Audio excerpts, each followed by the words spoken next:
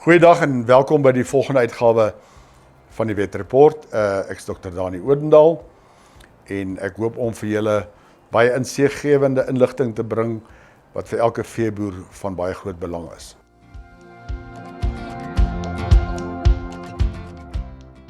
So ons gaan vandag 'n bietjie van 'n ander siektetendens bespreek. Ons het nou in baie programme gekyk na siektes self, ons dodelike siektes, ons insek-oorgedraagde siektes. Vandag is dit aanleiding tot ons bosluis-oorgedraagde siektes. So voor ons kom by bosluis-oorgedraagde siektes, moet ons dan net eers bietjie iets verstaan van bosluise. En die tendens wat ons nou gaan kyk is eerstens die bosluise wat die meeste in Suid-Afrika voorkom, of die wydste voorkom in Suid-Afrika, en dis ons blou bosluise, en ons het twee tipes van blou bosluise. Ons gewone Afrika blou bosluis en die pantropiese blou bosluis. Ek dink vir meeste beesboere sal dit nuwe inligting wees, want almal dink is maar net een soort blou bosluis, en die rede daarvoor is, jy kan hom nie diferensieer met die oog nie. Jy moet basies onder 'n stereomikroskoop sien wat die verskil is. Maar is 'n verskil, die pantropiese blou bosluis is een wat later in die land ingekom het en besig is om uit te brei. So as ons na die siektetendense kyk ons eers na die seisonaliteit van blou bosluise. Ons het hierdie jare ongelooflike warm lente gehad. Het dit 'n effek gehad op ons blou bosluise? As ons kyk na ons blou bosluis verspreiding in Suid-Afrika, so gesê het, omtrent in die meeste gedeelte van Suid-Afrika, as ons kyk na ons pantropiese blou bosluise verspreiding, soos in die kaart nou vir jou aandui, was hy baie beperk. Hy was beperk basies tot die kusstroke. Daai kaart is nou verouderd. As ons kyk na ons rapportering van die siektes wat oorgedra word, soos Asiatiese rooiwater deur hierdie pantropiese blou bosluis, sal ons sien daai bosluis het absoluut binne die land toe gemigreer. En hy kom nou selfs in die middel van die Vrystaat voor, waar hy glad nie voorheen was nie. So terug na die siektetendense, na die bosluise self. Een van die basiese goed wat veeartse elke maand op rapporteer, is die bosluise wat voorkom en die soort bosluise. So vandag praat ons oor blou bosluise wat totaal verskil van meeste van die ander bosluise. Dis 'n eengasheer bosluis, so sy hele ontwikkelingsproses is op die bees, en in die siektefokus gaan ek die belang daarvan uitlig. So blou bosluise se ander tendens wat ons graag na kyk, is waar beheer ons hom effektief en waar beheer ons hom nie effektief nie.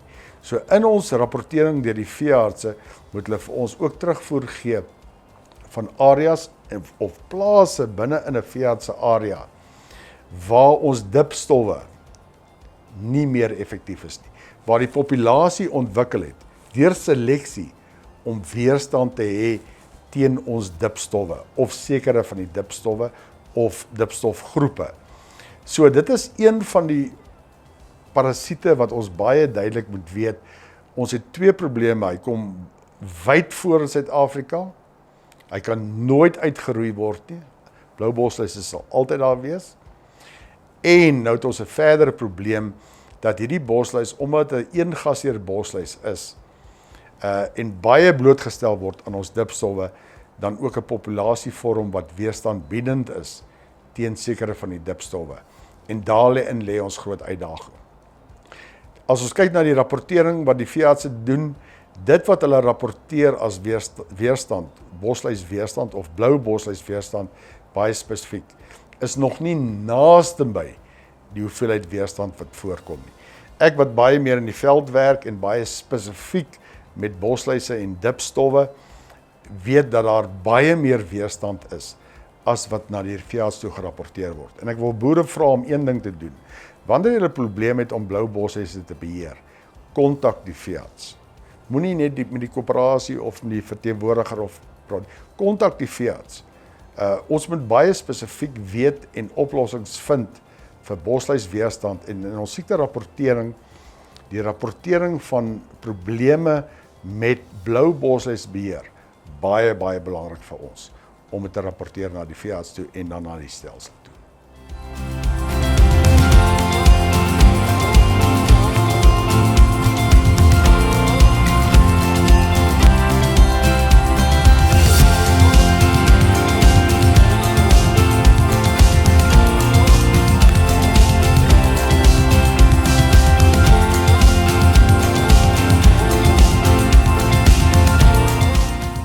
Ja, kyk, kom ons kyk 'n bietjie in diepte na blou bosluise, in hierdie fokus wat ons het op 'n siekte.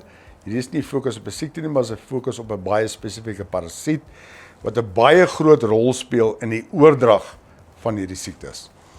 So, een van die belangrike goed wat ons moet verstaan, is die verskil tussen een gasheer bosluise en meer gasheer bosluise. So, een gasheer bosluise ontwikkel, die hele ontwikkelingsfase is op een dier.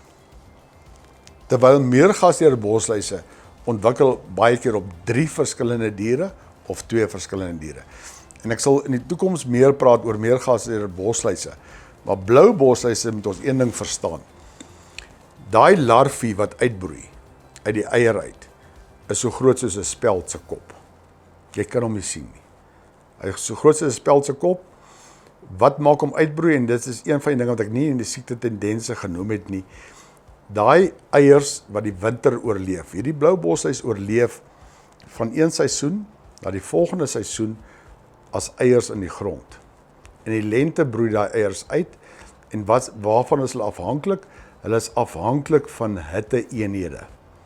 Nie afhanklik van vog, soos ons kry met ons wurms nie. Hitte-eenhede is wat hulle maak uitbroei.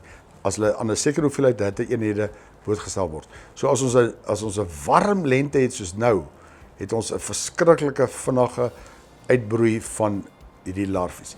Larfie klim op die bees, hy heg aan, suig bloed vir 1 week, dan bly hy op die bees sit, maar hy suip nie meer bloed nie, hy vervel na 'n nimf toe, heg weer aan, sy bloed vir 'n week, los die bees, bly op die bees, vervel na 'n volwasse toe, heg weer aan en suip dan vol in die volgende week.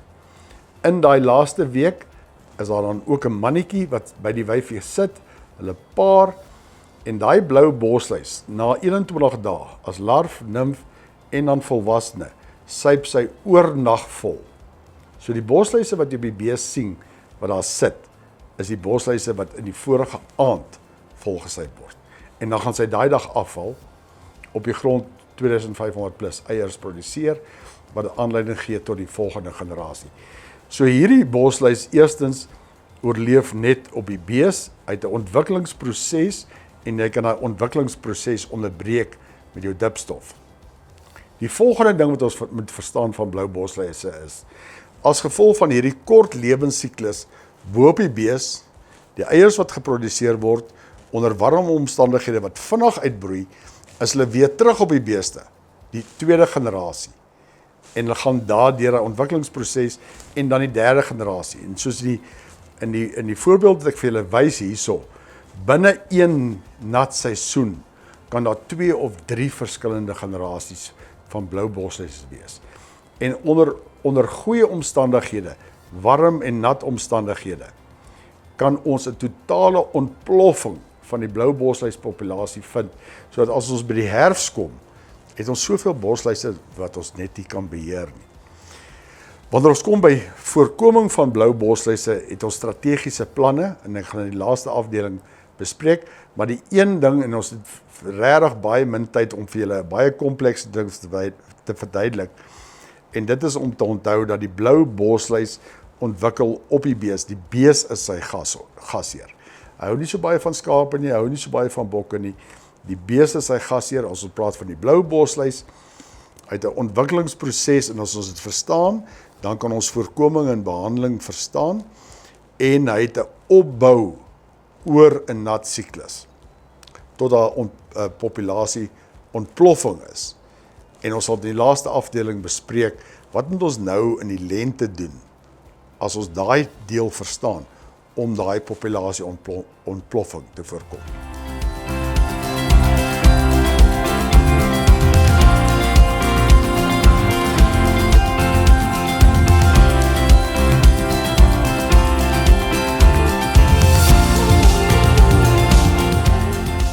Soos altyd in die laaste afdeling, kyk ons hoe bestuur ons die siekte of in hierdie geval die parasiet. Wat se beplanning kan ons doen? Kan ons as gevolg van die kennis van die parasiet beter beplanning doen? Nou, met blou borsluise moet ou een ding verstaan. In die winter sien ons baie min blou borsluise.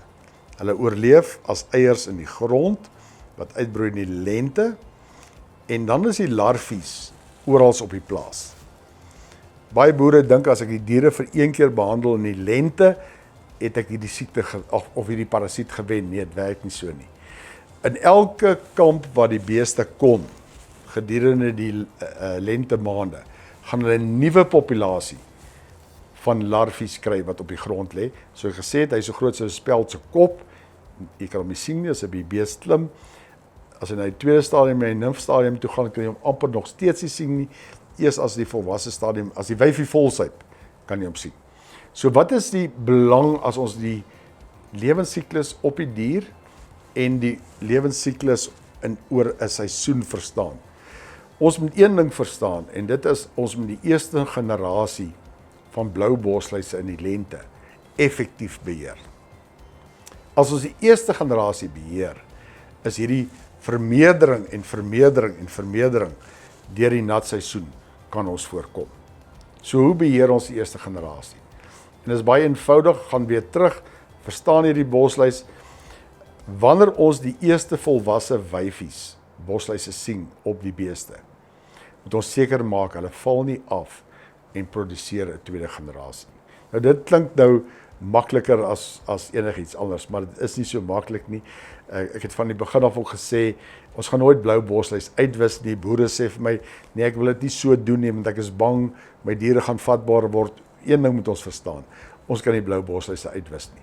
Al wat ons kan doen is, ons kan die populasie so bietjie beheer deur ons lentestrategie. So ons hou die diere dop, wanneer ons as eerste volwasse wyfie sien, dan weet ons, hulle was al 3 weke terug, het die borsluis al opgeklim. Maar al wat ons wil stop, is dat daai wyfies nie afval, en die generasies wat oor die volgende 3 weke ook gaan groot word, nie afval nie. So as ons nou 'n dier behandel, of met 'n kortwerkende dipstof, wat vir jou 'n week na werking gee, of met 'n inspuitbare nuwe generasie produkte, wat vir jou langer werking gee teen blou borsluise, of met insekgroeiende leerders, wat ook een van die nuwe generasie goed is in die lente, stop ons net daai eerste generasie, dat hulle nie 'n tweede generasie word nie. Nou dit is weer afhanklik, en boere wil dit baie mooi verstaan, en ek wys dit op die foto, dis afhanklik van waar die borsluise opgetel is.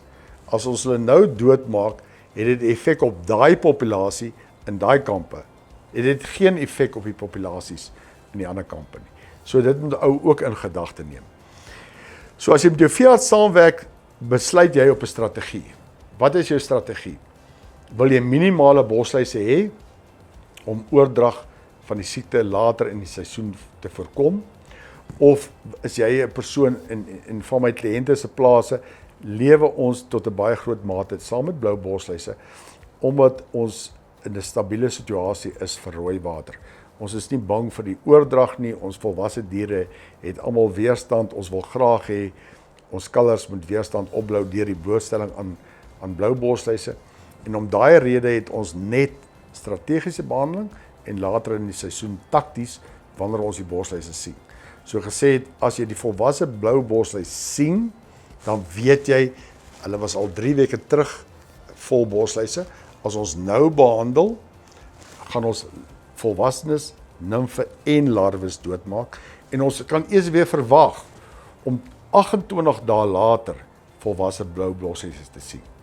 So met strategiese lentebehandeling, praat met jou veearts daarvoor, kontak ons vir meer inligting, kan jy die borsluispopulasie ontploffing, wat basies in die somer en die herfs plaasvind, onder beheer kry, met eenvoudige behandeling in die lente.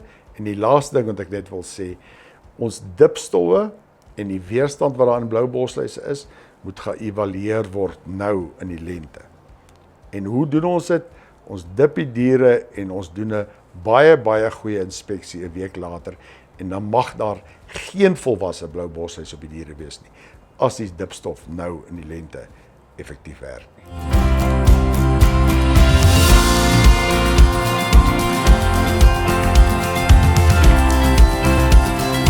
So baie dankie dat jy weer ingeskakel het, moeite gedoen het om na die hele program te kyk. Was weer eens 'n baie komplekse onderwerp wat ons bespreek het met baie min tyd. Praat met jou veearts daaroor, hy het die agtergrondinligting. As jy meer inligting oor hierdie program wil ontvang, kontak vir Agri TV. Ek hoop dit was vir almal van julle leersaam en deel dit met jou medeboere as jy vind dat daar iets is wat hulle ook daarby kan baat. Soos altyd, baie dankie en totsiens tot volgende keer.